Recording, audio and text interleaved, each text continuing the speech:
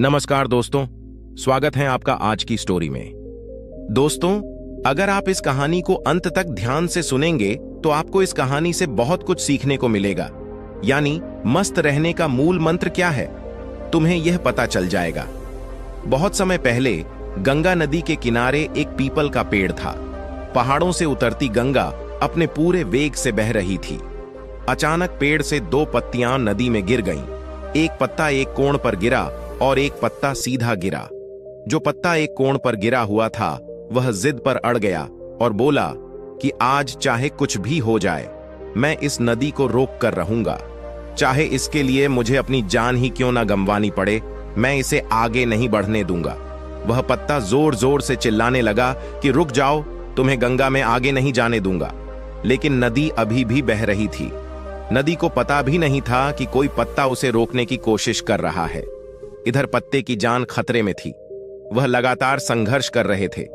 उस पत्ते को नहीं पता था कि बिना लड़े भी उसे उसी जगह जाना है जहां वह थक कर हार कर पहुंचेगा।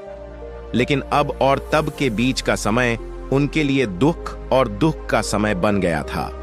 वहीं दूसरा पत्ता जो सीधा गिरा था, नदी के प्रवाह के साथ बड़े मजे से बह रहा था और वह कह रहा था, चलो गंगा, मैं तुम्हें आज तुम्हारी मंजिल तक पहुंचाऊंगा। चाहे कुछ भी हो जाए, मैं तुम्हारे रास्ते में कोई बाधा नहीं आने दूंगा। नदी को इस पत्ते के बारे में कुछ भी पता नहीं था। वह अपनी लय में सागर की ओर बह रही थी। लेकिन यह पत्ता खुश और आनंदित था, क्योंकि उसे ऐसा लग रहा था मानो वह नदी को अपने साथ ले जा रहा हो। तिरछे पत्ते की तरह सीधे पत्ते को भी नहीं पता था कि वह नदी का साथ दे या न दे, नदी वहीं पहुंचेगी जहां उसे जाना है। लेकिन अब और तब के बीच का समय उनके लिए आनंद का समय बन गया था।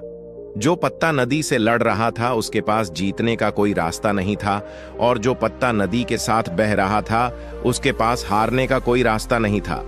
दोस्तों, यह कहानी हमें सिखाती है कि जिस दिन हम लड़ना बंद कर देते हैं उसी दिन हम जीना शुरू कर देते हैं। अब लड़ना छोड़ने का मतलब यह नहीं है कि आप सपने देखना बंद कर दें या उस पर काम करना बंद कर दें, बल्कि लड़ना छोड़ने का मतलब है कि आपको उन चीजों को बदलने की कोशिश नहीं करनी चाहिए जो आपके नियंत्रण में नहीं है। मस्त रहने का यही मूल मंत्र है।